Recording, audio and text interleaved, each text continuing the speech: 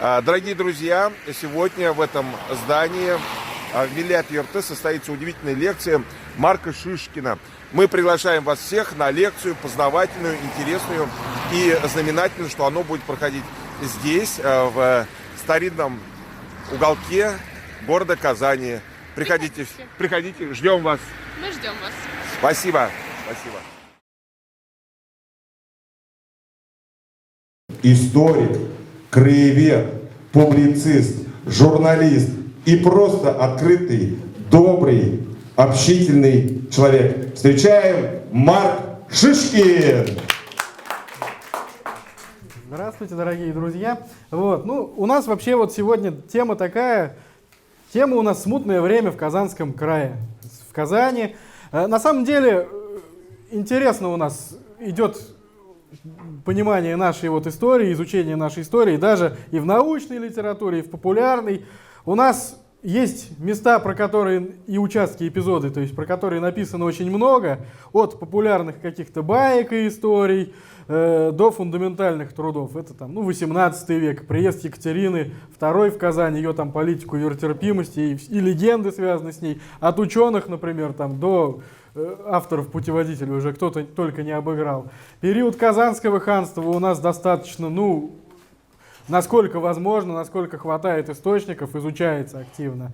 19-й, начало 20 века, тут уже и открытки, и фотоматериалы потихоньку появляются, и живопись какая-никакая по Казани.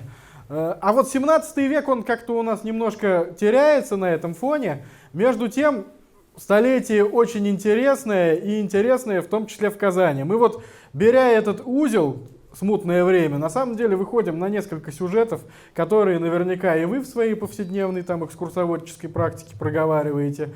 Хотя, казалось бы, где связь между этой политической абсолютной историей и какими-то местными объектами? Она есть, мы об этом поговорим.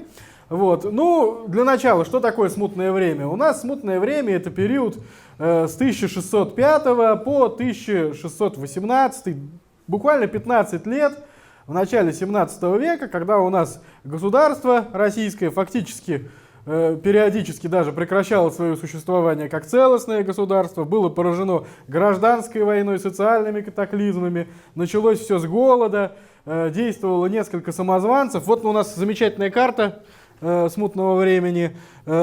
Здесь наступает на Москву в 1605 году уже Дмитрий I, не пойми откуда взявшийся, у нас кандидат на престол, якобы сын Ивана Грозного. Болотниковцы потом после убийства Лжедмитрия наступают на Москву. Первое ополчение из Рязани движется, второе из Нижнего Новгорода движется. Привело что к освобождению страны. По школьной программе это все знаете. А где у нас тут Казань? А Казань у нас тут сбоку припеку. На некоторых картах какие-то народные восстания очень условные отмечают, да? А что тут происходило? Об этом на самом деле мы будем сегодня говорить. Вообще, давайте сначала определимся с местом действия. Наша территория Среднего Поволжья тогда немножко отличалась от того, что будет у нас после Екатерины II, когда появится Казанская губерния, и тем более отличалась от того, что мы имеем сейчас. У меня есть карта. Эта карта, она 1745 года, но на самом деле она отражает деление территориальное 17 века вполне. То есть Петр I губернии уже большие создал, но эти губернии краились из старых административных единиц зачастую. И мы тут видим это Казанский уезд, эта вся территория. После завоевания Казанского ханства территория от Казани и где-то до Пермского края, включая Южную Удмуртию, составляла Казанский уезд. Это такое территориальное образование было. Эта часть Закамы у нас на этой карте уже маркирована как часть Казанского уезда, но для начала 17 века это не актуально. В период распада Золотой Орды эти булгарские города, которые тут до сих пор, руины которых остаются, Булгар, Сувар, Беляр, то есть от них ничего не осталось, тут у нас голая степь была. Приходили сюда с Приуралья башкиры кочевать, и Ногайская Орда с берегов Яика, с Саратовского Поволжья, тоже литовья у них здесь были. Осваиваться эта территория у нас будет только в середине 17 века, когда вторгнутся калмыки в Поволжье, и в том числе, например, у нас город Ставрополь на Волге, да, нынешний Тольятти, это крепость от калмыков была. То есть калмыки, которые сейчас где-то далеко, она была гораздо ближе. Только после того, как вторглись калмыки, разгромили Ногайскую Орду, потихонечку и русское, и татарское, и мордовское, и чувашское население у нас начинает осваивать вот это вот Закамье, вот, вплоть до Башкирии и так далее. Правобережье Волги у нас отдельная административная единица, Свияжский уезд. То есть казанским воеводам не подчинялся. Город Свияжск был, в принципе, по административным функциям равноценен Казани. У Казани только был статус идеологический. Это был центр епархии, это был центр Казанского царства, как тогда называли все Среднее Поволжье. Вот тут даже написано «Царство Казанское» с окольными провинциями. Но Свияжск формально был вот такой же областью, то есть равноценной с Казанью. Здесь мы видим множество маленьких уездов. Это на территориях Чувашии, Марийской республики. Очень много таких дробных уездов. Цивильский, Чебоксарский, Царево-Кокшайский, вот такой маленький, Яранский, Космодемьянский. Связано это с тем, что в период присоединения Среднего Поволжья луговые марийцы особенно оказывали жестокое сопротивление русским войскам и специально разбили на множество маленьких вот этих военных территорий, маленьких городков понастроили среди этих марийских лесов. Вот. Поэтому вот здесь так много уездов. Ну, в общем, вот так у нас выглядело вот Среднее Поволжье. Вот сюда не смотрим, здесь у нас еще нагайцы. Вот. Симбирск тоже как таковой еще, то есть только-только появляется. Здесь у нас Алатырь, Арзамас, равноценный абсолютно с Нижним Новгородом. Сам город Казань у нас в начале 17 века выглядел, ну, в принципе, он умещался у нас, кто был на прошлой лекции, помните, я рассказывал, город делился на части, и вот была первая часть, которая от Казанки, где у нас сейчас НКЦ, дальше по улице Пушкина, дальше по Булаку, и вот, ну, вот это вот самое старое ядро казанское. В принципе, город Казань у нас в это умещался. На холме, на Кремлевском, стоял, собственно говоря, город. Понятие город — это крепость основная, да? А остальная часть города называлась Посад. И вот Посадскую стену мы видим. Это гравюра Адама Алиария 1630-х годов, чуть-чуть попозже описываемая нашим времени. В принципе, вот Казань, что ханская, что русская, держалась вот примерно в этих рамках. Единственное исключение, когда русская колонизация началась, у нас уже за Булак выходит стена городская внешняя, то есть было две стены. Вот она вот внешняя Посадская стена. Вот тут Кремль, ну и здесь татарская слобода на Кабане. Вот, примерно так выглядел город. Та часть, где мы сейчас находимся, это вот пригород, не территория города. Там, где мы были в прошлый раз, в музее Баратынского, прошлой лекции, там еще лес у нас, города никакого нет. На площади Свободы никакого города нет. Весь центр у нас сосредоточен около Кремля, от Спасской башни до Чернышевского, большой рынок идет. Вот. В общем, вот, ну, место действия мы с вами примерно проговорили, а теперь давайте вот уже пойдем к событиям. Да, важно сказать, как у нас управляется город Казань в это время. Город Казань управляется у нас в это время воеводами. Воевода — это человек, который соединял в своем лице и военные, и административные функции. Это такой военный губернатор, начальник военного округа с полномочиями управлять. В Казани воеводское управление — это было ноу-хау, потому что, в принципе, везде в России были царские наместники, они назывались, и были местные, Иван Грозный вел выборные органы. Воеводское прямое военное управление только на окраинах страны, вот Среднее Поволжье тогда было окраиной. Позднее на всю территорию России распространят уже вот из Казани воеводскую систему. При воеводах действовали приказные избы уже по делопроизводству, по хозяйственным вопросам, которые возглавляли дьяки. Дальше шел целый штат небольших чиновников. В принципе, равноценную роль с воеводами играли казанские архиепископы и митрополиты. Они были и крупнейшими землевладельцами, огромные территории им принадлежали. За Булаком, там, где сейчас пирамида, территория была отдельное поселение, архиепископская слобода. Только в начале 17 века ее Борис Годунов к посаду прирезал, так это отдельное поселение было. Архиепископы же казанские, к примеру, пожарной охраной занимались на территории города, то есть часть муниципальных функций у них была. То есть все это маленько отличается от того, что мы с вами знаем сейчас. Так вот, у нас, в принципе, Казань встретила смутное время, ну, ничем не выделяясь из других земель российского государства. Ну, умер скоропостижно, и трагическая участь постигла его семью. Борис Годунов, да, непопулярный достаточно царь. Пришел на его место этот молодой, красивый, якобы сын Ивана Грозного. Казань все это признавала, находилась в общем фарватере. По-настоящему интересная ситуация у нас в городе Казани, в Казанском крае, начинается с 1606 года, когда в Москве Лжедмитрия I, самозванца, свергают. Мы о нем сегодня практически не будем говорить, чтобы не растекаться посторонними историями. Вот. И в это время приходит на престол вот этот человек, царь Василий Шуйский. Его называют боярским царем, человеком, который представлял московское боярство и вот эту московскую старую служилую элиту. Но на самом деле князья шуйские, они так-то ведь Рюриковичи были, не меньше, чем ветвь, от которой шел Иван Грозный и так далее, и Федор Иванович. В принципе, они совершенно законное право, если брать вот фамилию всю Рюриковичей, имели право претендовать на царский престол. Приходит он к власти в середине, летом 1606 года, тут же делает большую зачистку московского аппарата от тех, кто был связан с первым самозванцем.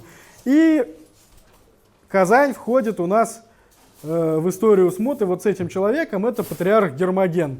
По каким-то причинам патриархом делают не кого-то из иерархов, там, приближенных к столице, а бывшего казанского митрополита Гермогена. Возможно, причина была в том, что Гермоген был человек крайне консервативный, и когда Лжедмитрий I со своей женой Мариной Мнишек въехали в Казань, он требовал, чтобы Марина обязательно приняла православное крещение. Он четко отстаивал православное вероисповедание, то есть вот у него жесткий был принцип. Может быть, вот из-за этой твердости или по каким-то другим причинам Гермоген у нас становится патриархом, главой всей тогдашней российской церкви. О Гермогене известно, ну как сказать, известно многое. То есть он был священником в Казани, он участвовал в обретении Казанской иконы, вот. Причем он был единственным человеком, который действительно поверил видениям вот этой девочки Матрёны и вместе с ней уже находил вот эту икону. Впоследствии, овдовев, он у нас принимает монашеский постриг в Спасо-Преображенском монастыре в Московском Кремле, там, где был гарнизон в советское время, и через какое-то время становится митрополитом Астраханским и Казанским. То есть это огромная должность. Но о его происхождении на самом деле существует вот несколько легенд, которые надо сейчас развеять. Самая такая байка о Гермогене, то, что он какой-то бывший донской казак по имени Ермолай, который уверовал, покаялся и вот стал священником. Ну, эта история вообще не выдерживает никакой критики. Казаком он не был, это явно что-то фольклорное, позднего происхождения. И звали его, скорее всего, не Ермолай. Были версии, что он каким-то образом родством был связан с шуйскими. Поэтому, собственно говоря, его и назначил Василий, как только сам стал царем. Но если бы он был связан с шуйскими, то его противники, оппоненты, а Василий был царем не очень популярным, не преминули бы в своей публицистике отразить, что вот ты шуйский, свой человек. Поэтому Евгений Васильевич Липаков, покойный историк, который подробно разбирал как биографии казанских архиепископов, так и историю казанского дворянства, это его основная специальность, он обнаружил в Песцовой книге Казани 1566 года, мы знаем, что Гермоген служил в момент, когда находили Казанскую икону, в церкви Николы Гостиного. Это Николо-Гостинодворская церковь рядом с Кремлем на Профсоюзной. Так вот, он обнаружил запись, что церковь Никола Гостин, Ружная, позади Рыбного ряду. Рыбный ряд еще пока у нас около Кремля, вот, миазмами там расходятся. Поставление и все церковное строение попа Григория, да мирское. Вот. И вот зафиксирован некий поп Григорий. Поскольку монашеские имена давали одной буквы с именем мирским, а Гермоген писался именно как Гермоген через Г. Вот. То есть, скорее всего, вот этот поп Григорий, его и звали Григорием, это вот будущий патриарх Гермоген. Дальше Липаков обратил внимание на то, что там же упоминается, что у некоего попа Григория есть свой двор в Кремле. А дворами в Кремле обычно обзаводились годовальщики. Только-только Иван Грозный захватывает Казань, сюда приезжают военные вот эти люди, гарнизон составляющие, и они служат какое-то время, потом возвращаются к себе в свои исконные земли, кто-то остается. Но вообще, большая часть казанских дворян в Кремле не любила жить. Там было тесно, душно, любой пожар, все эти дома сгорали, они старались обзаводиться поместьями. А то, что сохранился двор, скорее всего, он как раз вот этот Григорий, он же будущий Гермоген, был кем-то из неродовитого, незнатного казанского дворянства, который приехал сюда, в Казань, в первые годы, обзавелся этим двором в Кремле, а поскольку стал священником, ему поместье уже и не нужно. Поэтому, когда встречаете, что Гермоген казак там какой-то, это скорее всего, неправда, это фольклорно. Он происходил из казанского дворянства. Вот. Дальше что у нас начинается? После себя Гермоген оставил преемника митрополита Ефрема, который еще сыграет роль его изображения, это уже реконструкция, позднее, начало 20 века, который возглавит у нас Казанскую епархию в самые ответственные моменты смутного времени. Но приход к власти Василия Шуйского по факту у нас разделил страну на два лагеря. Первый Лжедмитрий у нас погиб, но его сторонники-то никуда не делись.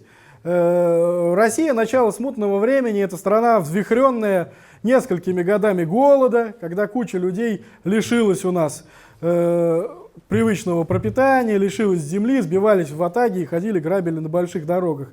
В это же время сюда приходят у нас казаки с Дона, с Терека, лихие люди, которые всю жизнь в степи воевали и поехали на север поживиться, чем там можно, да, среди этих мирных людей. Сюда же приходят и запорожские казаки, тогдашняя территория Польши, и польские шляхтичи, все, кто сопровождали Лжедмитрия. То есть вот эти все люди, которых он мобилизовал, они никуда не деваются. Сначала они группируются вокруг Ивана Болотникова, знаменитый авантюрист начала 17 века, улица у нас в честь него есть. Вот. Хотя к Казани никакого отношения Болотников не имел, но он был в советское время провозглашен вождем крестьянской войны. Действительно, это было восстание самых обделенных, самых бедных слоев, и они отличались достаточно жестоким обращением, похуже даже Пугачева со всеми, кто чуть-чуть выше рангом стоял. Сам Болотников был холопом, то есть боевым холопом, то есть это зависимый человек, который на своего феодала воюет за него, как оруженосец выступает. Жил на галерах в Венеции, попавшись в плен к туркам и так далее, то есть вернулся, устроил эту историю. Болотниковское движение проигрывает и объявляется якобы выживший самозванец Лжедмитрий II мы его называем, или Тушинский вор, потому что свой лагерь он расположил у нас в городе, в селе Тушино подмосковном. И, в общем-то, у нас вся страна разделяется на два лагеря. Между этими двумя лагерями идет настоящая война. Есть у нас сторонники непопулярного Василия, есть сторонники законного государя-императора, как он себя называл, Дмитрия Ивановича, спасшегося чудом. Сначала от злых бояр, которые его в Угличе пытались убить, а потом ушедший из Москвы. Причем и Марина ведь признала его, хотя они совершенно внешне, говорят, даже были не похожи. То есть они ставили на политическую программу возвращение этого законного, идеального старого царя. Знаменитая картина Иванова в смутное время изображает как раз этот самый Тушинский лагерь и всю ту самую вольницу, про которую мы только что проговорили. Тут у нас и запорожские казаки, и крестьяне, и наемники, и польский гусар крылатый у нас, польский пан, вальяжно себя чувствует, сапега какой-нибудь. То есть эти все ребята, они включились в политику. По факту в стране у нас с 7 по 10 год идет полномасштабная гражданская война между двумя лагерями. Как это все сказалось у нас в Поволжье? Поволжье на самом деле у нас разделилось, поволжские земли. У нас территория правобережья Волги, это Арзамас, это Алатырь, это Касимовское татарское ханство, территория этнического проживания татар-мишар, чуваш, горных марийцев. Они, в принципе, за Лжедмитрия выступали. По левому берегу у нас более-менее держали сторону Василия Шуйского. Нижний Новгород, Казань, они были за Шуйского. И дальше начинается очень интересная история, которая вызывает до сих пор достаточно противоположные интерпретации, толкования. Самое подробное историческое исследование, самое первое, пожалуй, смут в Казанском крае у нас Николай Павлович Загоскин издал в 1891 году, и часть этого исследования у нас входит в его знаменитый спутник по Казани. Он относился к событиям смуты в Казанском крае довольно специфически, и сегодня мы с ним будем, в общем-то, немножко спорить. Как, к примеру, вот он описывает ситуацию в Казани. Странную и довольно-таки загадочную роль довелось сыграть Казанскому краю в историческом явлении, известном под названием «Смутное время». Эта роль является двоякой. В первую и наиболее продолжительную эпоху смутного времени Казань держится как бы в стороне от событий, которые волновали в то время всю русскую землю. Она как бы умышленно игнорирует эти события, придерживаясь выжидательной политики, не решаясь выступить в этих событиях до выяснения рокового вопроса, чья возьмет. Такой политики придерживалась Казань до падения Шуйского. С этого момента Казань открыто становится на сторону Тушинского вора, а затем после гибели самозванца играет весьма двусмысленную роль в событиях смутного времени. На словах она горячо примыкает к общеземскому движению, направленному к освобождению Москвы, на деле же относится к этому движению более нежели индифферентно, пожалуй, даже тормозит его. Формулировки, сказанные о смутном времени Загоскиным, они, в общем-то, прижились в нашей местной краеведческой литературе. И некоторые сюжеты, которые он описывает, они до сих пор, в общем, ходят из популярной статьи в интернете, если кто-то пишет о смуте, в другую. На самом деле, за вот эти больше чем 100 лет, со дня того, как Загоскин опубликовал свое исследование, историческая наука ушла намного дальше. И появилось понимание социальных механизмов вот этих массовых народных движений. В советское время этому уделяли первостепенное внимание.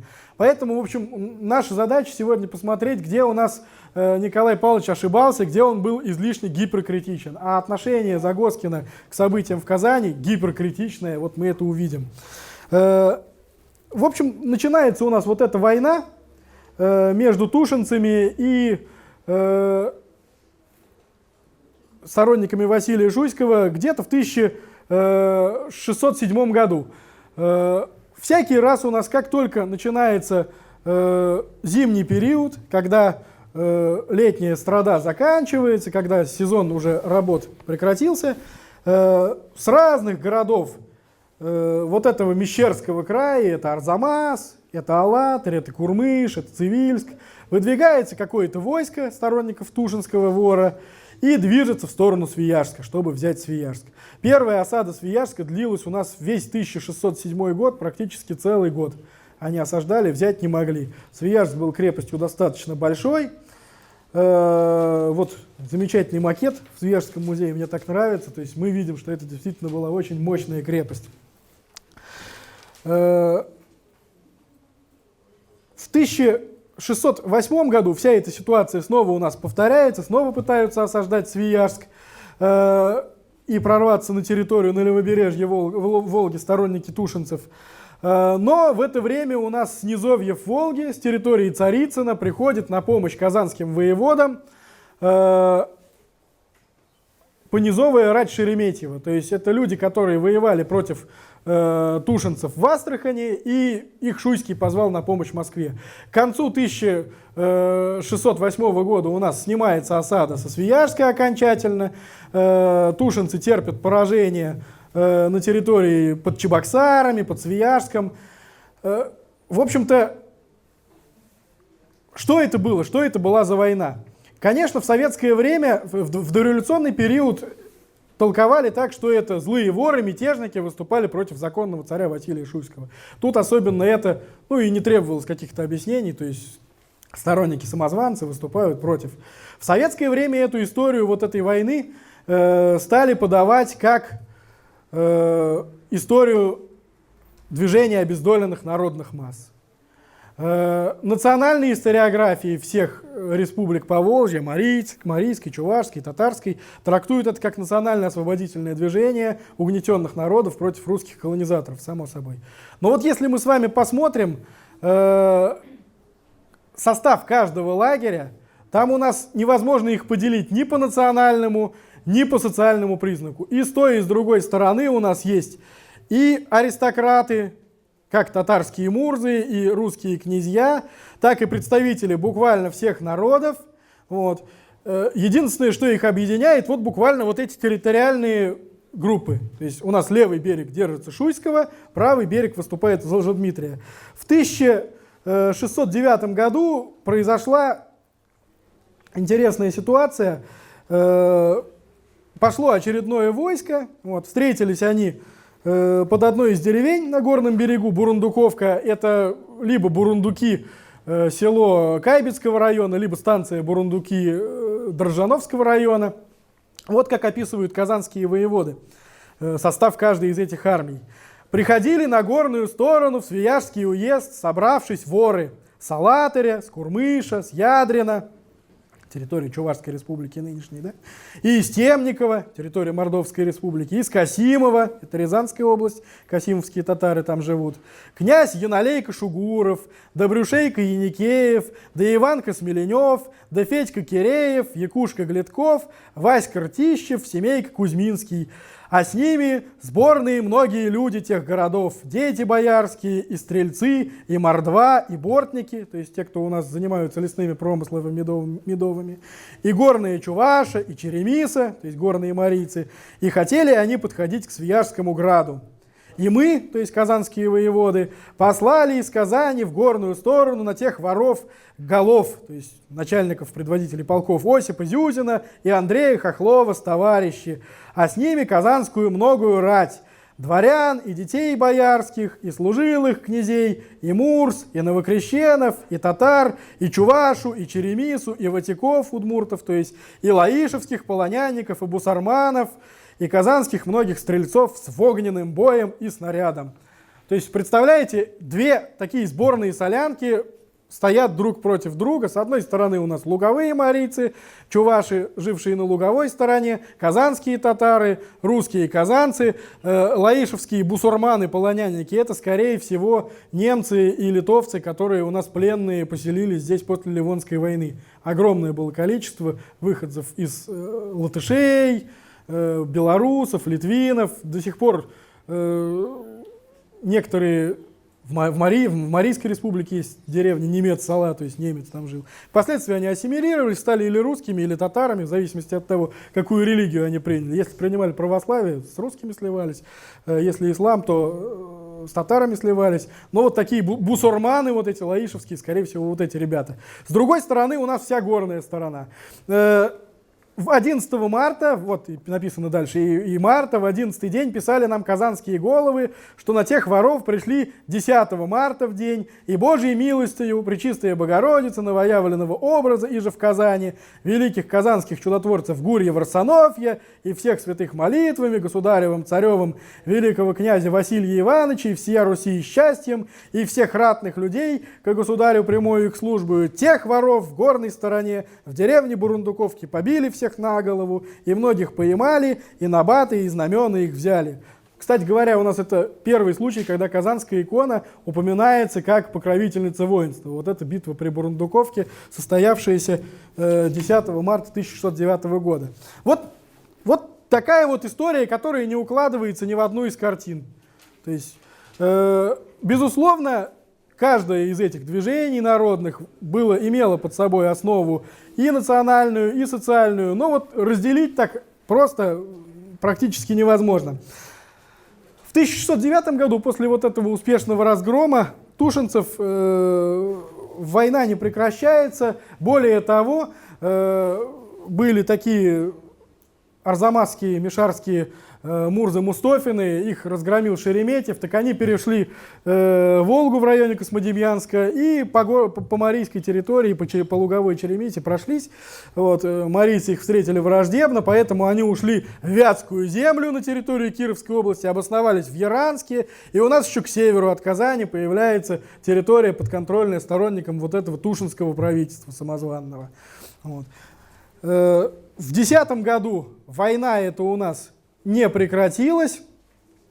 В Чебоксарах собирается большое войско против Казани.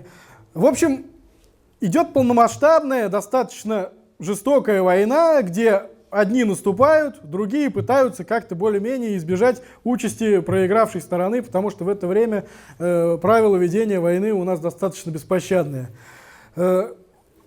Что об этом, например, пишет наш Николай Павлович Загоскин? Впрочем, действия Казанской рати ограничивались лишь локализацией мятежа. Задачей их было не допустить движения прорваться к Казани. Таким образом, не предпринимая в соседней области самостоятельных наступательных действий против мятежников, казанские воеводы ограничивают свою деятельность лишь войной оборонительной, принимая меры к недопущению мятежа, собственно, в казанские пределы. Ну, как бы действительно так, но у Загоскина тенденция преуменьшать масштабы вот этого бедствия, потому что в советское время целые монографии издавались про эти народные восстания, подробно описывались каждое действие. Загоскин был человек у нас 19 века, академической науки того времени, и, ну, если вот эта вся история Среднего Поволжья не укладывается в ту официальную каноническую версию смуты, когда есть самозванцы, а потом приходят патриоты Ляпунов, Минин, Пожарский и освобождают Москву, если история идет немножко иначе, то есть, ну, она, значит, какая-то не такая, немножко с изъяном. Вот, видимо, по этой причине он так относится несколько скептически. Самое интересное у нас происходит в 1611 году. Об этом у нас есть запись в нескольких источниках, которые противоречат друг другу. В 1611 году, в общем, у нас Казань совершенно внезапно, воюя с Тушинским вором 3 с лишним года, присягает ему как истинному государю. То есть факт обескураживающий. Воевали, Нижний сохранял верность Василию, Казань сохраняла верность Василию. Все, теперь они внезапно присягают Тушинскому вору. Ну, причина в чем? Сам Василий у нас был свергнут за полгода до этого. И московское правительство, Семибоярщина так называемая, рассматривает наиболее вероятную кандидатуру на престол у нас польского королевича Владислава, с учетом того, что он примет православие и останется здесь как бы в качестве такого московского царя, пусть и из другой зарубежной династии. Но что сподвигло казанцев сделать это? Самая большая ирония ситуации в том, что казанцы присягнули Лжедмитрию II 10 января 1611 года, то есть ровно через месяц после того, как тот погиб. У нас начало 17 века, это еще коммуникации не те, да? Инстаграма, Твиттера нет, события, сообщения доходят поздно. Лжедмитрий, кстати говоря, второй был убит ногайским князем, крещенным ногайцем Петром Урусовым. Тот ему мстил за касимовского хана Ураз-Мухаммада. Последние годы своего правления Лжедмитрий II был очень подозрительный, и наличие знатного чингизида, то есть такого человека царских кровей, со своим татарским войском, внушало ему всякие подозрения, и он устроил, в общем, ситуацию, где Ураз-Мухаммада, вот этого хана касимовского, убили. Петр Урусов воспротивился этому, он был потомком ногайских беков, то есть из рода Едигея, и в один прекрасный момент он улучил возможность и рассек напополам Лжедмитрия II, то есть и лагерь его окончательно после этого распадается у нас. Но зачем казанцам это нужно было? Вот как пишет об этом новый летописец. В граде же Казани услыхали, что литовские люди в Москву вошли и не захотели быть под Литвою и начали крест целовать убитому калужскому вору. Лагерь Лжедмитрия у нас перемещается из Тушина в Калугу последний год. А того не ведали, что он убит. Воевода же Богдан Яковлевич Бельский начал им говорить и укреплять их, чтобы вору креста не целовать, а целовать крест тому, кто будет на московском государстве. Дьяк же Никанор Шульгин, умыслив с теми ворами, повелел Богдана убить. И они Богдана, схватив, возвели на башню и скинули с башни и убили.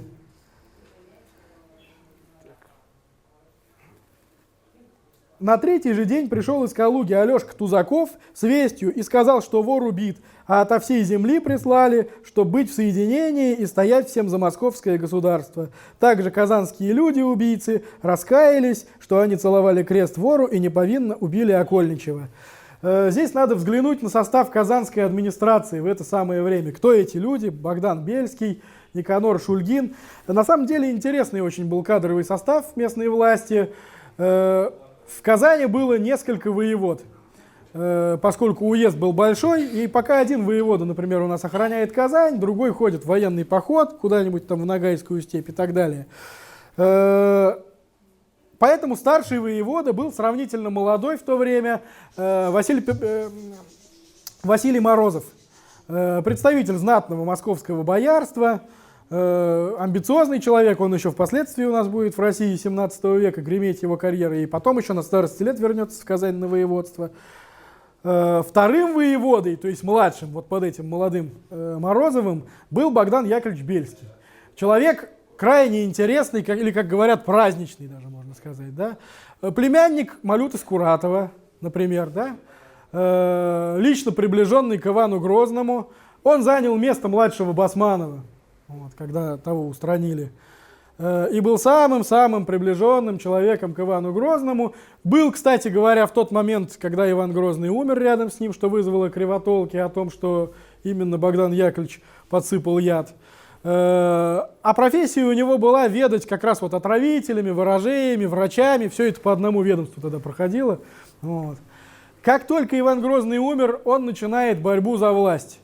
И его главный конкурент – это Борис Годунов. Они между собой, кстати говоря, родственники, потому что Борис Годунов был женат на дочери Малюты Скуратова, то есть на двоюродной сестре Бельского. Богдан Яковлевич у нас, наверное, я не знаю сколько, 4 или 5 попыток военного переворота предпринимает. Сначала он пытается посадить на престол царевича Дмитрия, вот этого Углицкого, которого убьют. Потом он пытается посадить на престол на московский Семена Бекбулатовича, татарского хана, которого еще Иван Грозный вместо себя сажал на московский престол, Чингизида. Регулярно за это его куда-то ссылают, но поскольку человек элитарный, человек завязанный на многие связи, вот в этой московской служилой элите, никто его не казнит, ничего. Даже при Борисе Годунове он получает чин, но отправляется подальше строить город Царев-Борисов рядом с Донскими степями. Но там получилась интересная ситуация. Бельский прилюдно говорил следующее, что пока Борис у нас на Москве царь, я на Борисове царь. Годунов осерчал окончательно, хотел отправить его в Сибирь, удалось вывертиться. Годунова в конце концов самого свергают. Самозванец тоже не жалует Бельского, потому что он по-прежнему плетет интриги. В общем, Василий Шуйский, который тоже не любил Бельского, он в почетную ссылку подальше в Казань его отправляет. И вот этот человек у нас здесь несколько лет воеводствует. В составе же казанской администрации в это время у нас два других еще деятеля. Это дьяки.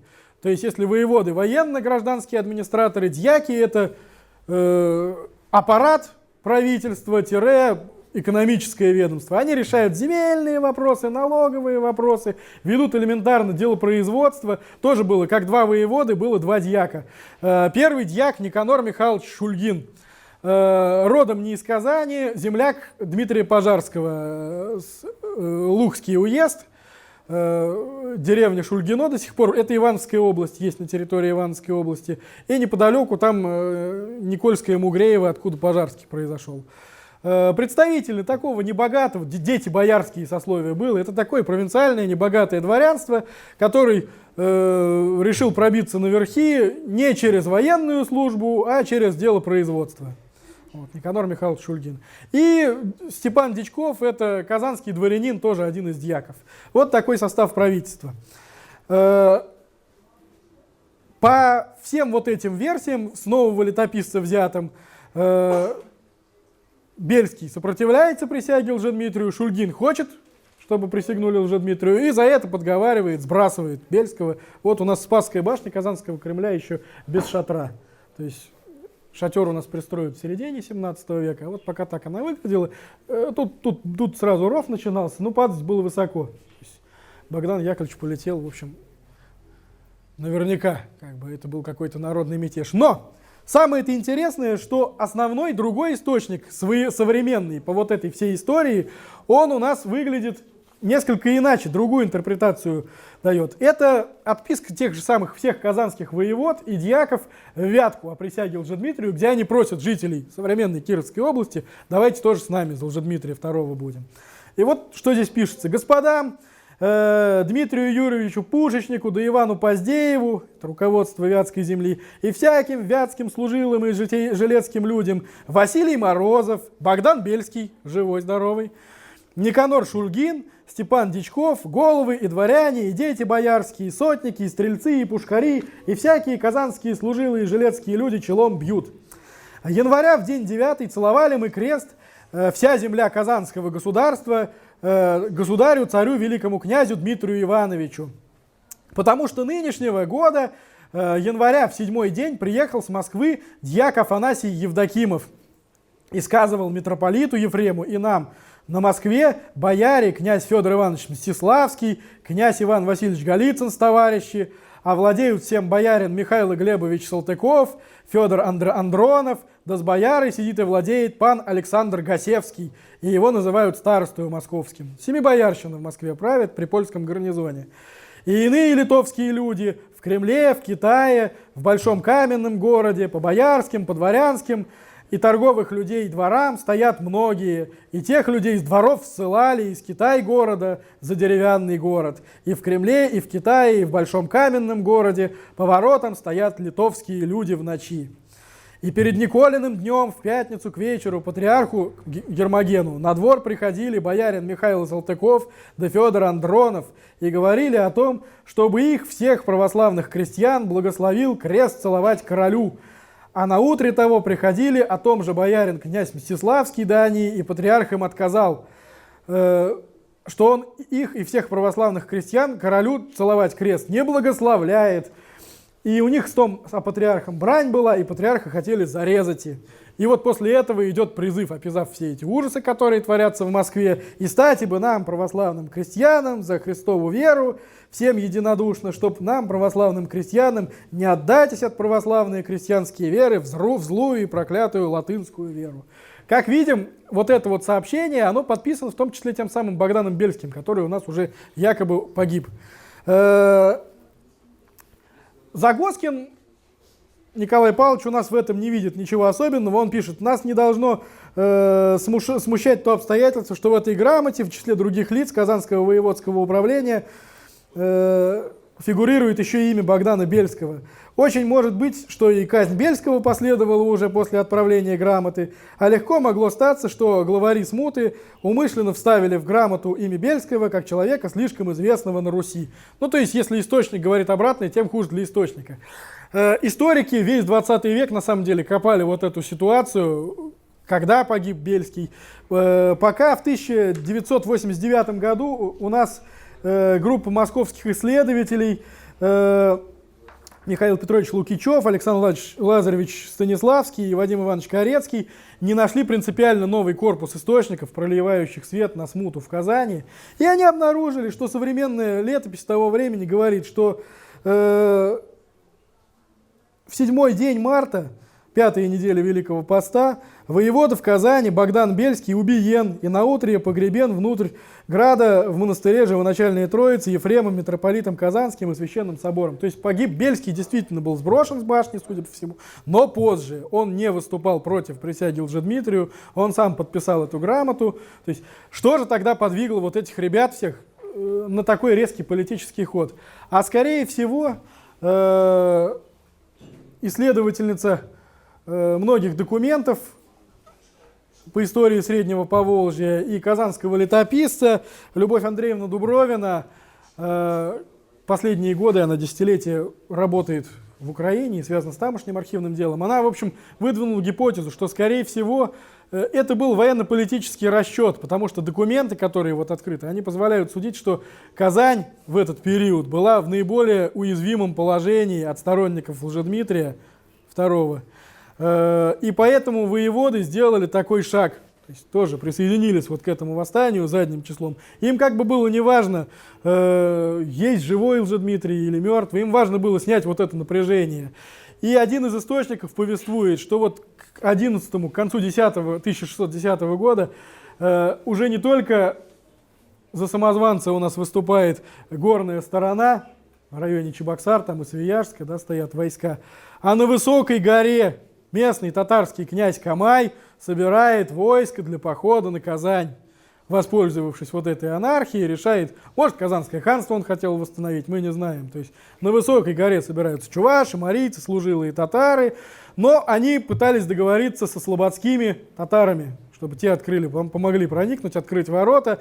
Но, как потом источник исторический пишет, слободские татары задуровали, отказались открывать ворота, ну и это движение сошло на нет. Вот, возможно, чувствуя вот эту угрозу, казанская администрация делает этот ход конем. Но действительно, чуть позже у нас выясняется, что Лжедмитрий умирает, и никакого королевича Владислава, который у нас сидит в Москве, Казань по-прежнему не признает.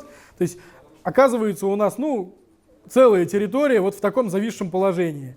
Жизнь без царя для человека того времени — это вообще проблема большая. Самые сложные этапы у нас считаются это этапы междуцарствия какого-то. Но потихоньку здесь приходит к собственной форме самоорганизации. Все чаще у нас появляется в это время понятие «вся земля Казанского государства», то есть стоять за Казанское, за Московское государство. Поскольку в Москве у нас стоят польско-литовские интервенты и пытаются навязать свою волю, Казань себя чувствует островком абсолютно независимым от вот этой ситуации, островком старой той страны, которая была, при всем своем полиэтничном населении. И как только появляется возможность, вступает в переписку с другими городами, которые ведут борьбу. В 1611 году у нас собирается первое ополчение. Инициатором этого движения был Прокопий Липунов. Из разных городов в Казань пишут о том, чтобы прислали казанское войско на помощь первому ополчению. Грамоты очень красноречиво говорят о Казани. Царствующий и преславный град Казань, и руководству Богом держимого Казанского государства. Ярославцы вообще пишут: мы вам меньше и большим не указываем. Почему такое отношение к Казани в начале 17 века? Потому что средневековая историческая память, она очень долгая. И царями, собственно говоря, в период с 13 по 16 век считались кто? Представители рода Чингисхана. То есть и царская столица — это там, где чингизиды правили. Поэтому, например, так легко Иван Грозный Семен Бекбулатович, как чингизида, на престол сажает. Разгадка-то в этом. Это не странность какая-то, а такой политический ход вполне в формате. И Казань, как место, где когда-то было чингизидское татарское ханство, она считается старше других городов вот этим своим статусом. Поэтому пишут: мы вам меньше и большим не советуем, только пришлите нам на помощь войско. С таким подобострастием пишут. Только Прокопий Липунов, он вот немножко осаждает самолюбие казанцев, он пишет, что великое государство казанское, конечно, он реверанс делает, вотчину московского государства. Вы все-таки ниже, а я представляю московское государство, он так утверждает. Ополчение у нас первое приходит весной под стены Москвы 1611 года, но казанская рать замедляется. В качестве причин высказываются разные версии. Загоскин утверждает, что причина в том, что Никанор Шульгин сознательно сдерживал вот это движение, чтобы завладеть вот этим краем, находящимся на окраине тогда же российского государства. Возможно, какая-то борьба была.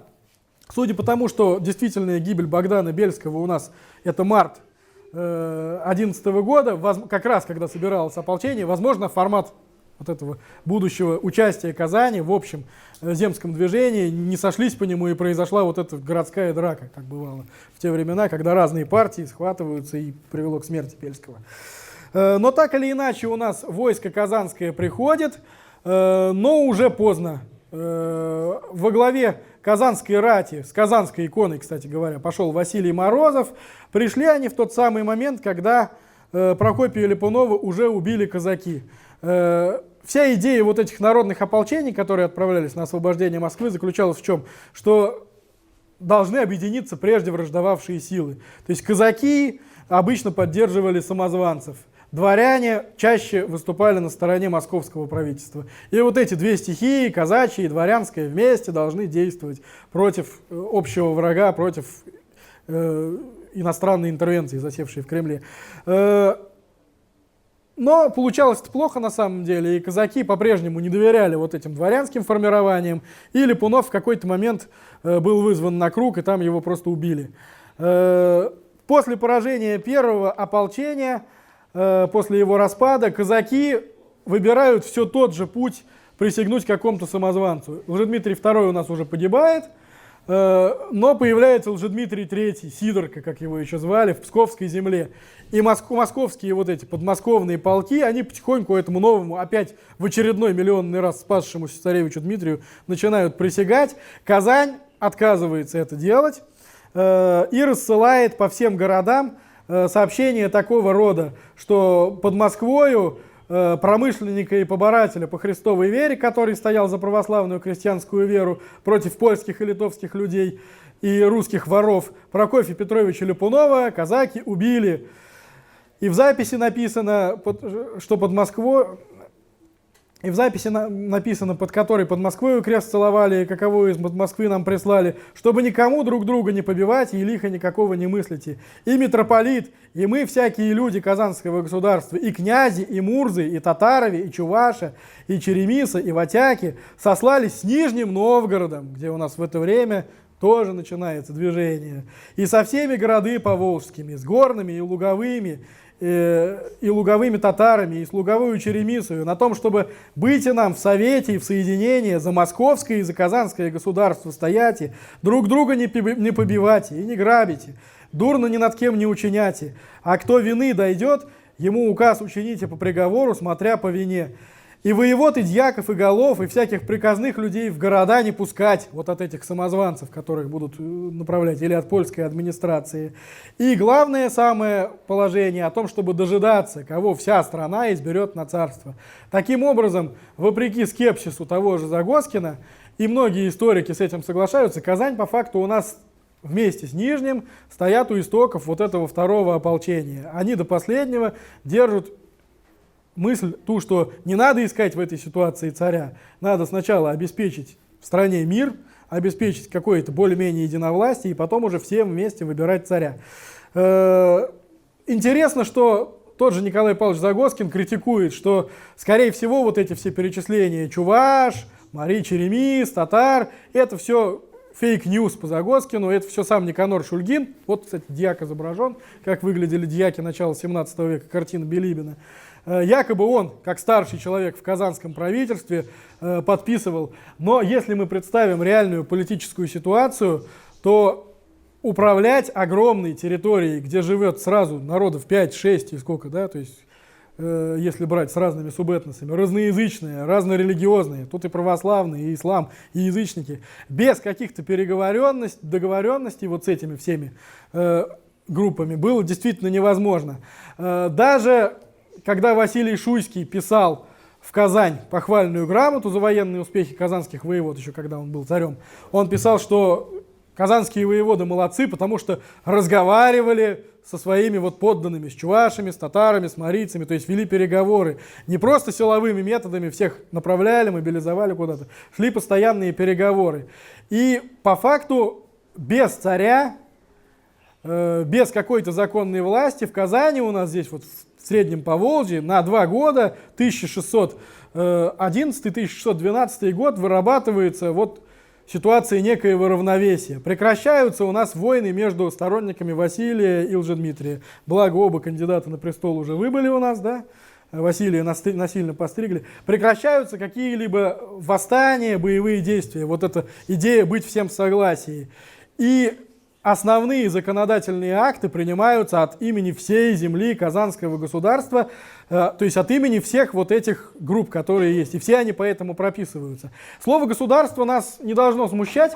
Государствами назывались в составе Московской Руси все вот эти части, которые были включены в состав страны в процессе построения вот этой российского государства. То есть Новгородское государство, как бывшая Новгородская республика, тоже так называлось. Казанское государство, то есть как бывшее Казанское ханство, вошедшее в состав России, тоже называлось как место, где сидел свой государь когда-то.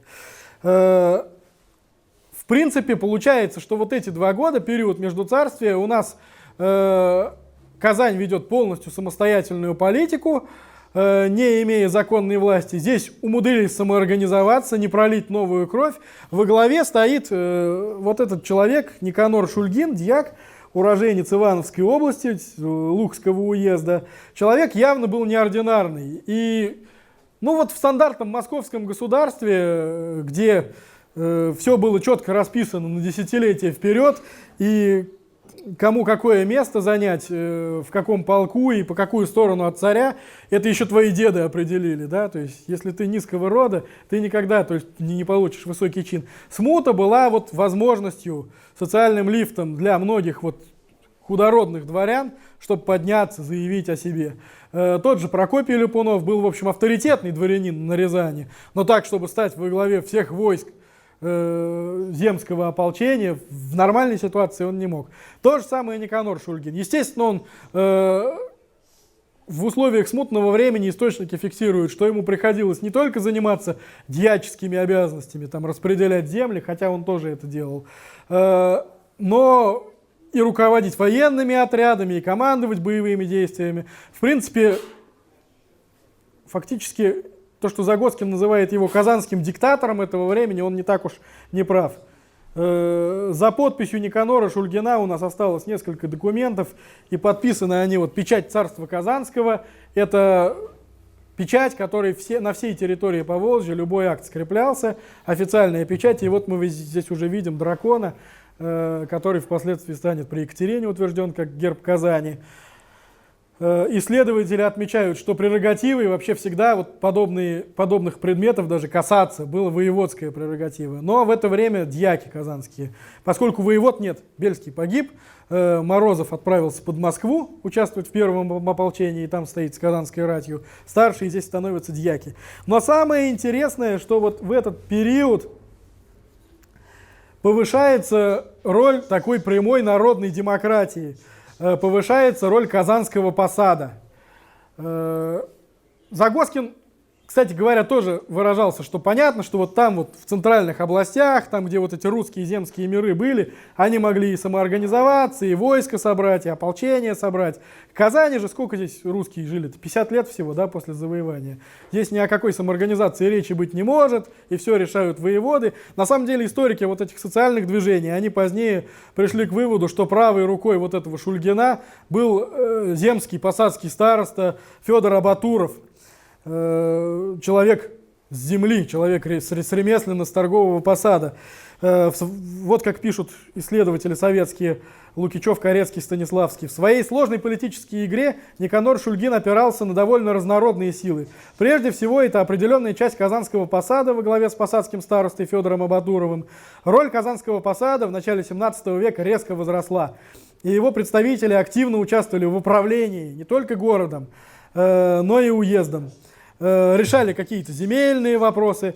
Также, безусловно, часть духовенства и часть служилых людей были на стороне вот этого правительства, абсолютно автономного.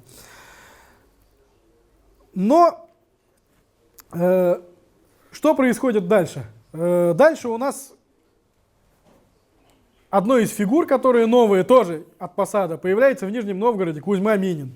Человек крайне интересный, личность довольно колоритная, это торговый человек, который собирает новое ополчение на освобождение Москвы. На самом деле, кстати говоря, задача Минина в его политике, то есть у нас редко понимают, что он вообще сделал.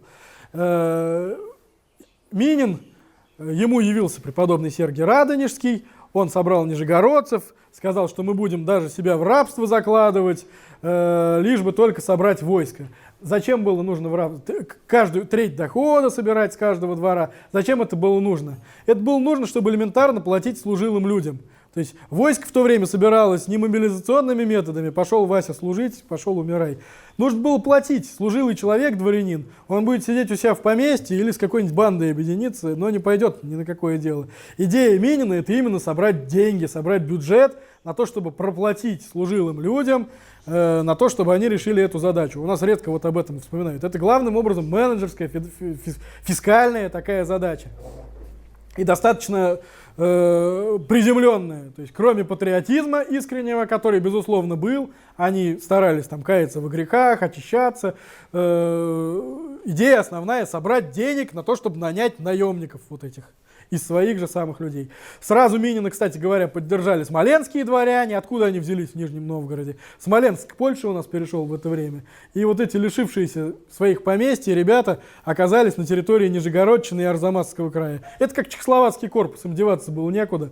Они за любой кипиш, кроме голодовки, как бы, и они поэтому сразу поддерживали и Минина, и все его начинания. Насчет Минина есть интересная интерпретация в последнее время, что Кириша Минибаев, что он татарин на самом деле. Следует отметить, что вот если у нас по Дону гуляет казак лихой Гермоген Патриарх, это у нас байка лет 100-200 ей, то насчет того, что Минин был татарином, ну, там есть конкретная дата, после которой возникают эти сообщения. Это 2002 год, Владимир Махнач, историк, краевед, градозащитник. Впервые он в интервью «Огоньку» вот эту версию предложил. Ни на каких архивных документах это не основывается. Самое главное, я плохо понимаю, зачем это нужно муфтиятам, потому что Минин у нас человек абсолютно христианского контекста. То есть он явление Сергия Радонежского ему был, он воевал за православную веру. Татар среди ополченцев было, мусульман немало. Зачем выбирать в качестве символа? Понятно, что Путину надо подчеркнуть единство страны, но зачем муфтияты поддерживают вот эту версию о том, что он был, ну, я не могу объяснить. Так или иначе, это у нас недостоверная версия. Так же, как недостоверная версия, что он из Балахны происходил. Историки подробно разобрали, нашли первоисточники. Это местные краеведы, как правило, которым хочется, чтобы из их города тоже выходил. Там что-то подшаманили, и получилось, что он не нижегородец, а балахнинский купец. То же самое с другими версиями. Вот. Казань у нас участвует в этом земском движении. Вот. Из Нижнего Новгорода сюда приезжает человек по имени Иван Иванович Биркин, вот, чтобы собрать войско в Казани. Он был родственником Липуновых, прежних руководителей ополчения, и одним из ближайших соратников Минина. Войска они действительно собирают, но к Нижнему казанское войско не успело подойти. Как всегда, Загоскин ругается, что медленно шли. Но, ребят, простите, у нас значительная часть казанского войска во главе с воеводой Морозовым уже под Москвой. Здесь собрать разноплеменное войско, да еще, когда все-таки во главе стоял дьяк, а не профессиональный воевода, явно чисто менеджерские какие-то проблемы были на месте, собрать в это войско от территории Пермского края, от Сарапула, от Удмуртского, до Свияжска. Попробуйте собрать. А служили ведь в войсках не только дворяне, от нескольких дворов ясачных людей, татарских, чувашских ставились обязательно ратники. Большая работа. В Ярославль пришли, в общем, в Нижний опоздали, пришли в Ярославль. Второе ополчение у нас долгое время имело своим центром город Ярославль, откуда угрожало Москве и потихоньку собирало войска. Из Сергиева монастыря, кстати говоря, писали, что вы там стоите, идите уже освобождать Москву. Но Минин и Пожарский не торопились. Им надо было собрать самый-самый большой мощный кулак и ударить по Москве уже наверняка. И вот в Ярославле произошла довольно неприятная, странная история. Казанское войско оказалось замешано в таком конфликте.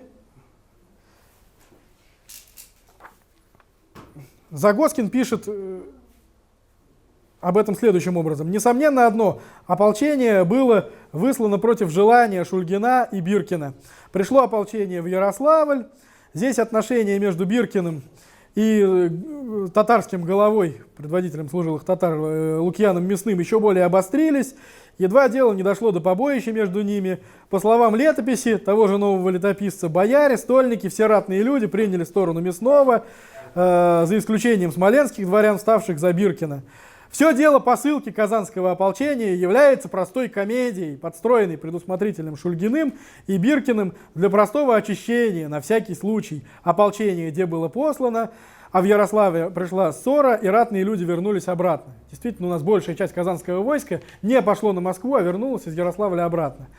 Тоже загадка, почему произошло это так. Руслан Скрынников, крупнейший историк русского средневековья, он вполне приемлемую социальную интерпретацию дал. Вот он как писал об этом. Вместе с нижегородцами казанцы выступили с почином организации нового ополчения. Будучи в Нижнем, Пожарский назначил своим главным помощником дворянина Ивана Биркина и поручил ему сформировать, привести казанскую рать. Биркин выехал в Казань как полномочный представитель Нижегородского совета. Его сопровождали местный протопоп Савва и несколько выбранных смоленских дворян. Вот в Нижнем... Вот, в сношениях со шведами Пожарский подчеркивал, что на его стороне выступают города Московского и Казанского государств. А князь Пожарский, почему здесь шведы возникают, тоже об этом мало говорят. Пожарский выступал вполне за конкретную кандидатуру на российский престол, и был им шведский принц Карл Филипп. То есть Швеция и Польша — это постоянные враги в европейской политике, поэтому если у нас поляки заняли Москву и там безобразят, надо ставить на их главного врага. Тем более, что с протестантами таких резких отношений, как с католиками, у московитов не было. И с Англией торговали уже сколько десятилетий. Вот. В качестве ветеранов движения казанцы рассчитывали занять в Ярославле подобающее место, но вскоре они смогли убедиться в тщетности своих надежд. В Нижнем Биркин был заметной фигурой для сподвижников Пожарского. В Ярославле не только Биркин, но и сам Пожарский затерялся в толпе бояр и знатных дворян. Когда Биркин явился в совет и от имени казанцев потребовал себе прежнюю должность, бояре и воеводы прервали его на полусловие. Будь то обычная местническая тяжба, спор бы не вышел из стен приказной избы, но затронутыми оказались более глубокие интересы. За Биркина вступились казанцы, а также хорошо знавшие его смоленские дворяне и нижегородские стрельцы. Против него объединились бояре и дворяне. Раздор едва не привел к кровопролитию. Казанская партия изготовилась к бою, но благоразумие все же взяло вверх. Таким образом, мы видим, что вот движение-то на освобождение Москвы начинали люди худородные, незнатные. Тот же Кузьма Минин был худородный человек. Казанские дьяки были всего лишь худородные дворяне. Даже князь Пожарский не занимал в ранге чинов какое-то сколь-нибудь важное место. Но чем ближе к Москве, тем у широкой коалиции патриотических сил становилось все больше и больше искренних сторонников. Позднее у нас при новом московском правительстве Михаила Романова первую скрипку будут играть даже не вот эти бояре, которые пришли в Ярославль в последний момент, а те, кто сидели в Москве с поляками. Они займут. История так бывает, что те, кто начинают движение, они и проигрывают. В общем, казанцы у нас не принимают участие в освобождении Москвы. Исключение составило небольшой отряд казанских татарских мурс и князей. Ребята явно были отчаянные, хотели помериться силами вот с этим противником, и они остались в ополчении, и вместе с ратью Василия Морозова принимали участие в освобождении Москвы, которое у нас случилось осенью 1612 года. Осень 1612 года. Москва у нас вся сгоревшая, ничего там нет. Обгорелые стены одни. Она еще сгорела у нас в марте 1611 года, когда москвичи пытались восстать против интервентов.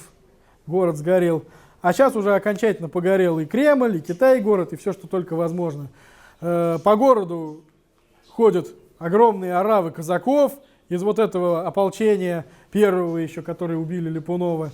Они наконец-то одержали победу, все места во всех кабаках заняты. В обгорелых кремлевских дворцах сидит правительство князя Пожарского, князя Трубецкого, которые пытаются как-то выправить ситуацию. Казань оказывается в довольно двусмысленной ситуации. С одной стороны, ополчение-то действительно поддерживали, но на последнем этапе не приняли участие. И как быть дальше? Никанор Шульгин явно, конечно, хочет сохранить позиции при новом вот этом режиме, который возник, но потерять позиции, которые Казань завоевала за вот эти 2 года полной автономии, фактически независимости, он не хочет. И он начинает, в общем-то, бойкотировать Земский собор. Осенью начинают рассылать приглашения выборщиков, присылать в Москву, чтобы ехали выбирать нового царя. Никанор Шульгин говорит, что Казань не будет принимать участие. Более того, те люди, которые участвовали в освобождении Москвы, они в Казани оказываются под заключением, потому что он видит опасность в этих людях.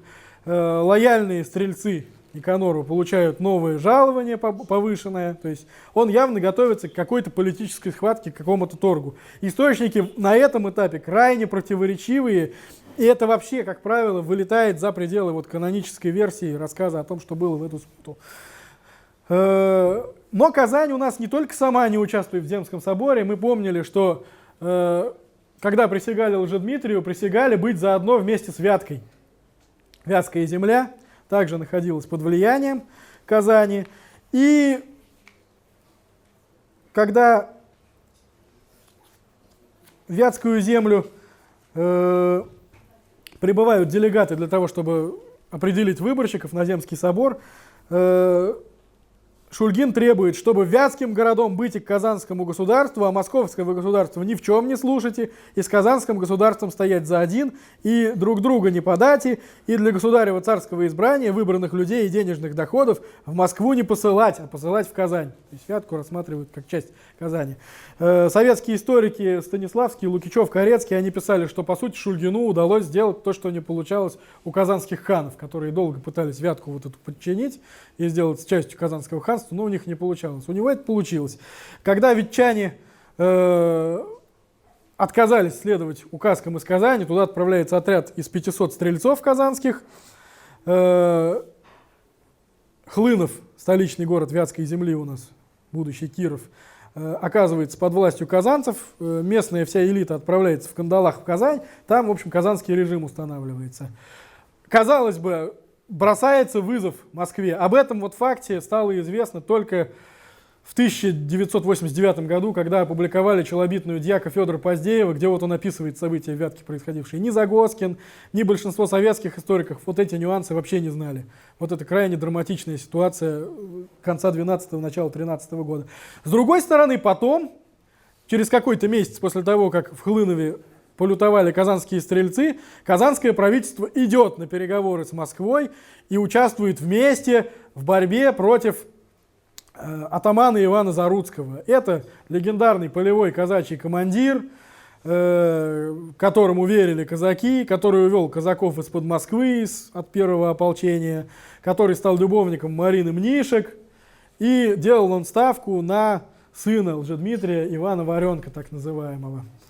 Загоскин, кстати говоря, уверен, что казанское правительство было тоже сторонниками вот этого Варенка. Он мотивацию всю Шульгина вот на этот сепаратизм развивает из того, что он собирался вот этого Варенка посадить и создать здесь какое-то отдельное государство. Но, как ни странно, вот по вопросу с Заруцким в реальности Казань и Москва договорились. На территорию Рязанской нынешней области, Переслав-Рязанский, тогда Рязань называлась, было послано уже в начале 1613 года свияжское ополчение служилых татар во главе с Мурзой Аклычем Тугушевым и свияжских стрельцов. И, собственно говоря, они, когда Москва с минуты на минуту ожидала угрозы, что вот эта казачья вольница Заруцкого появится под стенами столицы, они разгромили его и заставили его дальше держаться вот там, на окраинах России. В январе-феврале 1613 года вообще огромное казанское войско, которое, как исследователи предполагают, превышало и первое, и второе ополчение, состоявшее опять из всей сборной солянки всех возможных групп, и стрельцы, и дворяне, и татары, и чуваши, и марийцы, и все, кто только возможно, пошли против Заруцкого на территорию Арзамаса. В это время Земский собор, который заседает у нас в Москве, по сути присуждает Никанору Шульгину, который якобы мятежник, воеводское звание. Его начинают звать Никанор Михайлович. Чтобы звали человека в московской чиновной системе по отчеству в документах, это надо много чего добиться. По сути, он получает звание воеводы Казанского. До этого он был всего лишь дьяк.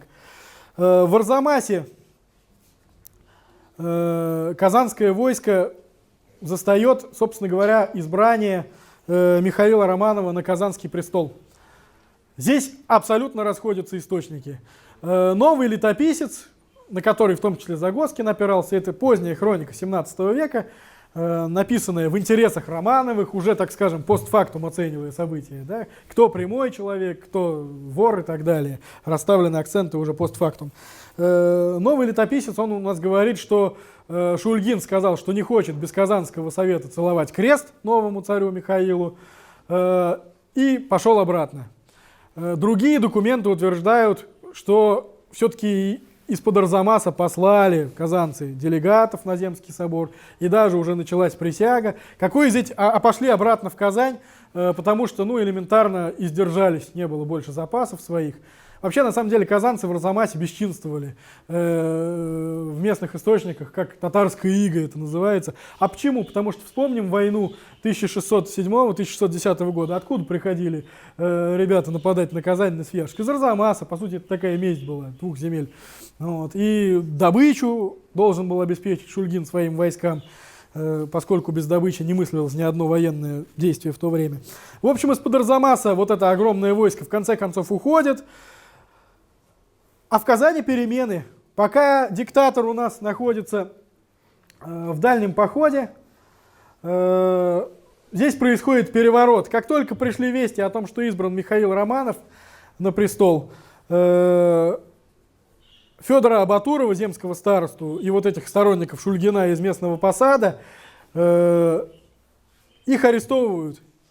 Во главе заговоров стал Степан Дичков, вот этот второй казанский дьяк, четвертый человек местной администрации, который был до сих пор в тени, не особо выражался. Он возглавил этот переворот. Они освободили этих хлыновцев, ветчан, которые сидели в тюрьме. А те, кто были до этого, у власти сами отправились в казематы в Кремле. Кремль был переведен и посад на осадное положение, потому что они знали, что Никанор возвращается, и узнав о вот этом перевороте, он не будет никого жалеть. Но получилась крайне странная ситуация. Видимо, Шульгин торопился в Казань и с небольшим отрядом поехал в Свияжск, и там его местные абсолютно без какого-либо сопротивления арестовали и доставили в Москву. Вот это войско, шедшее из Арзамаса, вступаться за своего предводителя не стало. Но, видимо, сказывается то, что люди устали от постоянной войны и хотели мирной жизни. Избрали царя и, как бы избрали, возвращаемся к мирной жизни. То есть, как говорят, три дня колокола в московском Кремле звонили. Вот. Но какое будущее ждало вот этих руководителей Казани? Никанор Шульгин у нас был посажен в Москве в казематы, сидел в колодках до 1618 года, когда Владислав Больский подошел к Москве и угрожал городу. Не дай бог, если Москву захватят и освободят такого важного пленника, его отправили в Тобольск. Обычно пишут, что он там и умер, в этом самом Тобольске. Ничего подобного. Есть документы сибирскими историками открытые, что буквально через год он уже там поступил на службу, стал служилым дворянином. Ну, в Тобольске он не представлял никакой угрозы для нового правительства. И его семейство Шульгиных, они стали одним из таких важных родов сибирского дворянства. Чуть не до границ с Китаем прошли, фиксируются его дети, его сыновья. И сам он, видимо, в Тобольске и скончался, там и похоронен. Федор Абатуров, вот этот вот земский староста, который руководил Казани, пока Шульгин был в Арзамасе, он у нас был отправлен за полярный круг. Город был Мангазея, такой в районе Ямала, река Тас впадает, где у нас в Карское море. Это когда-то главный такой торговый пункт по торговле пушниной. И он, в общем, туда тоже попал, но не потерялся, стал таможенным головой вот в этом пушном раю. Ну, получается, сосланный чиновник получил должность в местном отделении Роснефти, да, на нынешний язык переводя, да. Вот. Но есть самый человечный документ всей вот этой истории. В 1600 уже 30 каком году? В 1631 году вот этот Абатуров, бывший всевластный хозяин Казани, писал в Москву Филарету и Михаилу, то есть правителям тогдашней страны: «И ныне я, сирота твой, старый, увечен, лет 80 и больше, Михаил Федорович всея Руси, пожалуй меня, сироту своего, для блаженной памяти отца своего, а нашего великого государя, святейшего патриарха Филарета, Никитича Московского и всея Руси, и для ради моей службишки и великие старости вели меня, сироту своего, с женишкою и с детишками из Сибири отпустить в Казань, чтоб мне, сироте твоему, в твоей государеве вотчине в Казани у своих родителей голова своя положить». То есть вот такое письмо было, из Сибири писал. Там же, кстати, в Мангазее вот этот Иван Биркин был воеводой. Говорят, большое строительство, судя по источникам, там развернул. Ну, Мангазея — это отдельная история, это колонизация Сибири, впоследствии город иссяк. Сейчас там археологи работают. В общем, вот такая ситуация. Жизнь в Казани возвращается в нормальное русло. Сюда присылаются царские воеводы. Все должно вернуться на круги своя. Но не тут-то было. На самом деле, самый главный эпизод, увлекшись, я забыл, что венчает на царство у нас нового царя из династии Романовых митрополит Ефрем Казанский. Вот, здесь так все это патетично изображено. Он был по факту старейшим иерархом церкви. Долгое время он не ехал, видимо, согласовывая с местными властями казанскими на Земский собор. Потом, когда вся ситуация разрешилась, он уже короновал Михаила Романова. Вскоре он умирает. Вот. Тут должен хор петь славь, все, да, вот это все триумф. Но на самом деле я вот люблю это сравнение. Вот по факту положение этого правительства московского напоминает у нас Советскую Республику в 18 году в огненном кольце фронтов. Потому что хоть там у нас в глазах конец смуты, это начинают звонить колокола и все братаются, ничего подобного. Вот эти лихие люди, казаки, которые были в войсках самозванцев, они никуда не деваются, они в это время идут на север России, под Вологду, под Белое озеро, под Холмогоры, и там начинают безобразить, заниматься рэкетом, взимают дань со всех промыслов, с соли, с пушнины, со всего. Идет очень жестокая война под Смоленском. Освободив Москву, московское правительство пытается взять реванш и вот этот переходящий трофей Смоленск взять. В конце концов, в 15 году активизируется война со Швецией. Шведы, конечно, помогали громить самозванцев. На союз со шведами уповал Прокопий Липунов и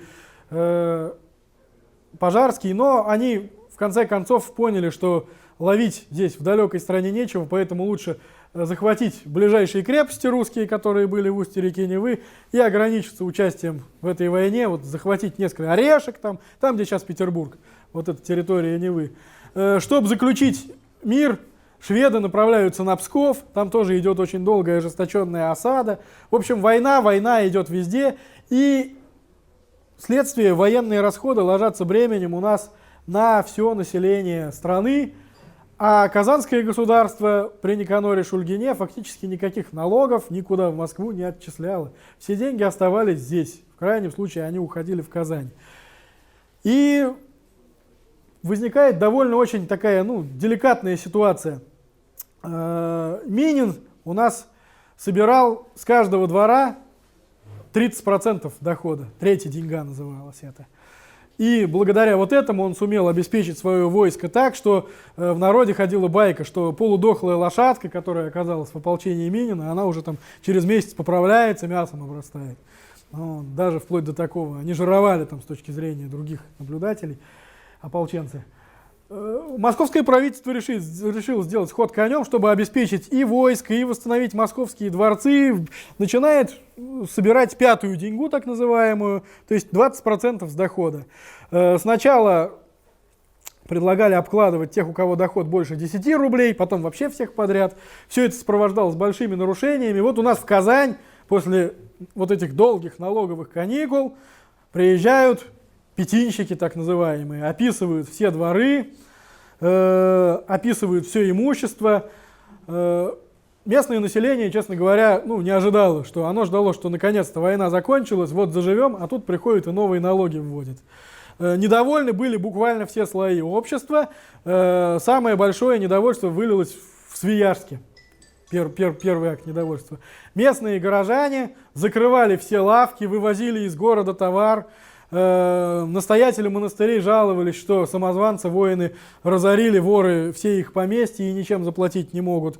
В итоге их с боем, с криком выгоняли чуть не с каждого двора, вот этих чиновников, приехавших с Москвы. Воевода Воротынский, который был хорошим знатоком местного края, он участвовал в войнах с марийскими повстанцами, с татарскими в 16 веке. Он собирал у себя папочку с доносами с разных мест, у него были везде агенты, и он это фиксировал, что тут чуваши подговаривают марийцев, а марийцы были достаточно воинственные на тот момент, начать выступление против этой налоговой политики. Тут в татарской слободе татары между собой говорят, что как это так, надо объединяться и выступать, потому что так иначе как липку обдерут. То есть вот это недовольство по народам Поволжья, оно еще с большей проходит волной. Воротынский, как умный человек, как умный имперский чиновник, он все эти доносы кладет под стол, никого не арестовывает из оговоренных, в деле это отражено, и добивается, причем вот первого вот этого сбора, отменить его для представителей вот народов Поволжья, тюркских, финно-угорских, чуваш, марийцев, татар, отменяет. В 15 году, в общем, пронесло. Дальше у нас происходит интересная ситуация. Поскольку в войне под Смоленском между Польшей и Московским государством долго не мог определиться перевес, поляки решить вопрос козырным способом, бросают свой козырь, отправляют в Россию пана Александра Юзефа Лисовского. Это предводитель легкой кавалерии, лесовчиков так называемых по фамилии его, польской, которые совершали на протяжении всей смуты многокилометровые рейды по территориям тыловым Московского государства. Сам Лисовский был человек крайне жестокий, крайне успешный на поле боя. В Польше он был объявлен вне закона, то есть за участие в каком-то мятеже, то есть его мог каждый убить, и ничего за это не было. Поэтому он с большой радостью, когда началась смута, ринулся, воевал за Лжедмитрия II, потом за польского короля. Не было той битвы, в которой бы он не принял участие. Многие города лично он выжег. Ростов, Ростовский Кремль, все представляют, вот это как бы поздний Кремль. Тот Ростов, который был исторически, Лисовский сжег, Ярославль он сжег, многие другие города от него пострадали. Вот такие вот лесовчики. По сути, такой бандформирование, состоявшее из наиболее отчаянных польских шляхтичей, русских, украинских казаков, частично крымских татар. Вот. И вот в 15 году весной, чтобы ослабить нагрузку на Смоленск, у нас Лисовский вторгается в Россию. Видите, как прошел? Это все тыл, территория. Они дошли до Нижнего Новгорода, до Костромы, все выжигая, все уничтожая. Послали сдерживать вот это наступление этих отчаянных головорезов Пожарского, конечно, самый успешный наш воин. Под Орлом было у них сражение. Вообще Пожарский выстоял. Победить, он там говорят, что победил. Победить Лисовского было сложно. Достаточно уже того, что он выстоял. Но сил ему не хватало, и для Пожарского специально формируется войско у нас под Казанью в Казанском крае. Приходят они, значит, под город Лихвин, это территория, кажется, Тульской нынешней области, и внезапно все как один дезертируют. Причина, по которой дезертировали, сначала была непонятна, а потом по всему Поволжью начинается война именно уже национально-освободительная, где принимают участие татары, марийцы. И война приобретает, чего не было в смуту, именно уже этнический характер. Часто жертвами становятся и русские крестьяне, которые занимают, множество русских деревень было выжжено. Оказывается, что ровно в тот самый момент, когда вот это войско-то отправилось, московское правительство объявило сбор пятой деньги со всех вообще, без исключения. И отвертеться, хотя местная администрация казанская понимала, к чему все идет, никак от этого сбора 20% невозможно. И эти люди, хорошо вооруженные, двинулись в Поволжье, и началось так называемое Янолеевское восстание. Есть две версии, кем был предводитель, Джан Али или Янолей по русскому написанию. Некоторые считают, что это арзамасский князь Янолей Шугуров. По другой версии, казанский служилый татарин Янолей Ямаметьев в районе Урмат, где есть Казань, у него поместье было. Вот. Сначала они пытаются идти на Казань, но у Казани стены укрепленные, очень хорошие. Потом они двигаются на восток, сметая все на своем пути, до Сарапула, Осы. В общем, вот ко всем этим фронтам, под Псковом, под Смоленском, под Лисовский в это время еще гуляет, прибавилось еще восстание. Янолеевское восстание было, конечно, подавлено, но с большим трудом. Строгановы, владевшие Уралом и Сибирью, нанимали наемников, местные служилые люди. В итоге татарский служилый человек поймал самого руководителя и приехал-то как раз суд вершить Кузьма Минин в Казань. То есть вот уголовное дело по всему этому процессу с пытками там и так далее Кузьма Минин вел. Это опять вот к этому вопросу, что Минин татарин и так далее. Ну, надо понимать, Минин был русский служилый человек, выполнял свои обязанности и так далее. Вот. Большинство руководителей было казнено, детей Шугурова сослали в Новгород, они потом писали царю, чтобы им вернули их поместье. Вот, в общем, так у нас заканчивается смута, вот, таким вот внезапным всплеском национально-освободительного движения. То, что удавалось, то, чего национального конфликта удавалось избежать у нас на протяжении войны с Тушинским лагерем, то, что удавалось избежать в период правления Никанора Шульгина, потому что был очень четкий, тонкий баланс местных интересов. То не получилось, когда сюда пришли уже чиновники, никак не зависящие от местной земли, которые просто имели цель собрать налоги. Добрым молодцам урок, как говорится. Так, ну, а самое главное, что у нас осталось от смуты в Казани? Улица Болотникова у нас есть в Кировском районе. Болотников в Казани у нас отношения никакого не имеет. Единственный Свияжск какое-то время у нас ориентировался на Болотникова. Ну, туда патриарх Гермоген, митрополит Ефрем и казанские воеводы им пригрозили письмами, они вернулись опять в подданство Василия Шуйского. Больше болотниковцы у нас не действовали никак. Петропавловский собор. В нижнем храме Петропавловского собора, Сретенском теплом, хранятся мощи митрополита Ефрема, который был одним из выдающихся людей казанской администрации в смутное время и короновал Михаила Федоровича Романова. Вот. Они открыты как бы для поклонения, для осмотра. Там он погребен. А до этого он покоился в Спасо-Преображенском монастыре. Ну и самая такая неожиданная, интересная и связанная со смутой история, это, конечно, история возникновения Раифского монастыря. Замечательная есть публикация, мне очень нравится, меня вдохновил в свое время. У Марины Подольской в журнале «Казань» она писала. А ведь по факту она права, то есть основатель Раифского монастыря монах Филарет. Вообще надо начинать не с этого. Монастыри у нас в Казанском крае большинство возникали как? Указом. То ли архиепископ, то ли кого, приходили, строили какую-то стену, ставили церковь, там вот живите. Отшельническое монашество, как в Северной Руси, там, когда жил на озере на каком-нибудь один странник, и потихоньку у него снималось братья, у нас только в 17 веке появляются. Это Седмиозерный монастырь Ефимий и вот Раифский монастырь Филарет. Так из жития Филарета мы знаем, что он у нас появился в районе Казани в 1613 году из предания. То есть это как раз тот самый год, когда у нас Москва освобождена. И был он до этого у нас монахом не какого-нибудь монастыря, а Чудова. Чудов монастырь, уничтоженный в советское время. Крайне интересный монастырь для всей этой истории. Это обитель, откуда вышел Григорий Отрепьев, один из предполагаемых кандидатов на то, кем же был Лжедмитрий I. В Чудовом монастыре насильно постригли в монашестве царя Василия Шуйского. Патриарх Гермоген, казанец, у нас заточенный сидел поляками за свою позицию. До последнего тоже и умер в Чудовом монастыре. Получается, основатель Раифы где-то рядом был, все это видел. Конечно, Подольская предполагает, что там была политическая интрига. То ли он кого-то, возможно, знал, может, как-то связан был. Ну, простор здесь большой, да, можно много чего предположить. Не знаю, мне кажется, просто знаю, что из себя представляла Москва в 13 году, вот этот сожженный город, который жизнь только-только возвращается, там просто есть было нечего. И люди разбредались по всей стране. Возможно, вот этот вот Филарет, он как раз и ушел поэтому в Казань. Сначала тут в Казани жил, в Преображенском монастыре, а потом уже нашел вот это уединенное место. Но факт остается фактом. Раифа у нас тоже может считаться памятником смутного времени из наших объектов.